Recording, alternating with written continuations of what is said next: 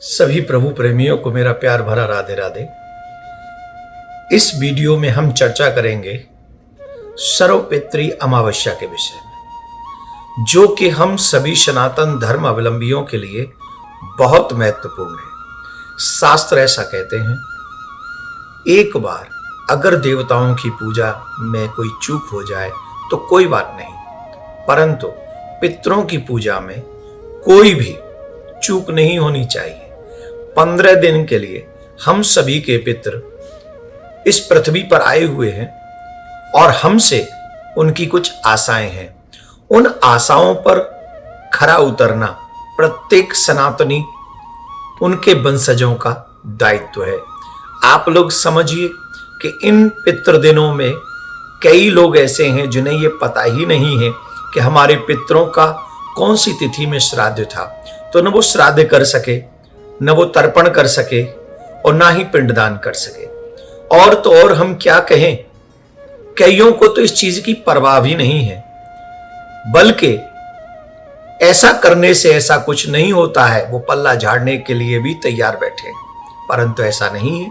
शास्त्र कहते हैं कि जब हम अपने पितरों को तृप्त नहीं कर पाते जल, तेल, अन्न से, तो वो हमें शाप देकर जाते हैं।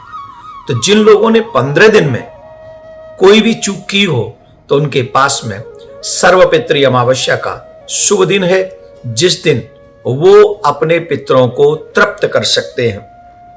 मैं थोड़ी सी विधा इसकी आपको बता रहा हूं कि आप लोग मन क्रम वचन से इस विधा को पूर्ण करें। सर्वपितृ अमावस्या जो कि 21 तारीख को पड़ रही है, इस दिन हमारे पास अवसर है कि हम उन्हें प्रसन्न कर सके।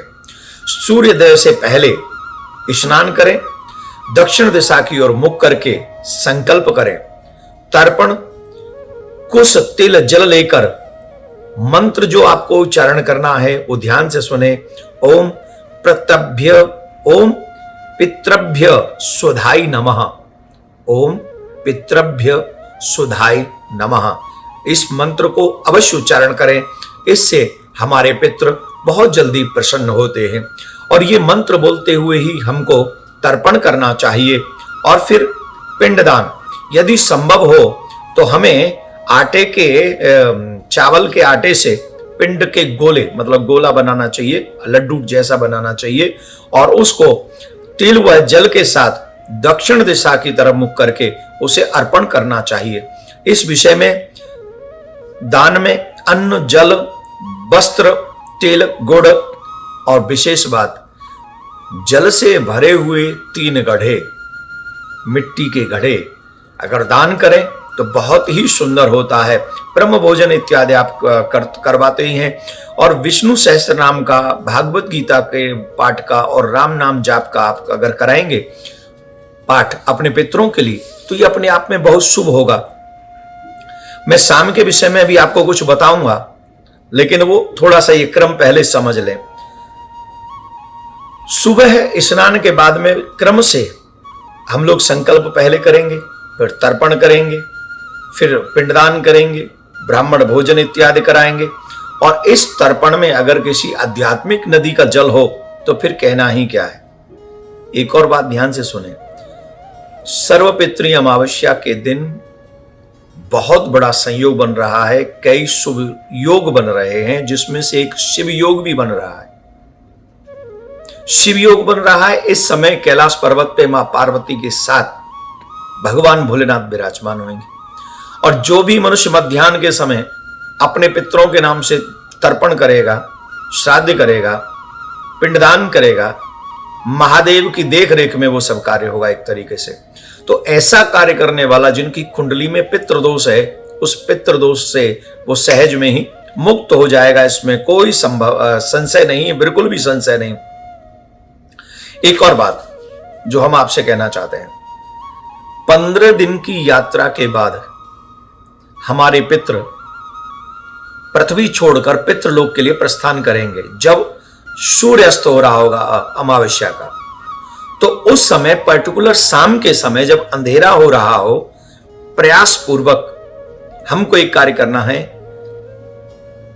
घी का दीपक लेकर उसमें काले तिल डालकर दक्षिण दिशा की तरफ उसकी बाती करके अपने पितरों को प्रार्थना करते हुए कि हमसे इन दिनों में कोई भी अपराध हुआ हो तो आप कृपा पूर्वक हमको क्षमा करें।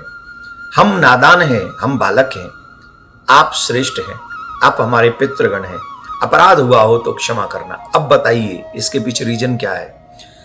अमावस की रात बहुत डार्क होती है, बहुत अंधेरी होती है और रात्रि में उनको जाना होता है।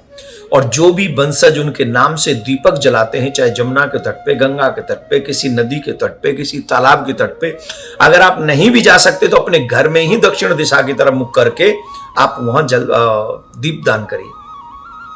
तो जब अंधेरी अमावस की रात्रि में हमारे पितरों को आपके द्वारा दिए हुए दीप दान से जब उन्हें प्रकाश मिलता है तो 15 दिन की त्रुटियों को भूलकर उस प्रकाश से प्रभावित होकर वो आपको आशीर्वाद देते चले जाते हैं।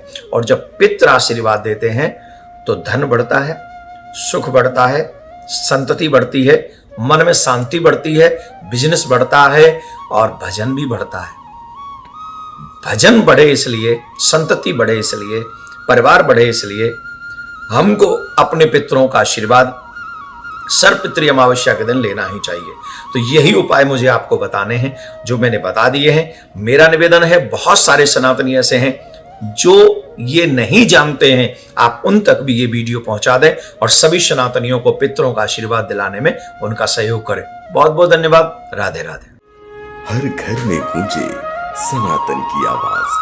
वीडियो को लाइक करें, शेयर करें और चैनल को सब्सक्राइब करना ना भूलें।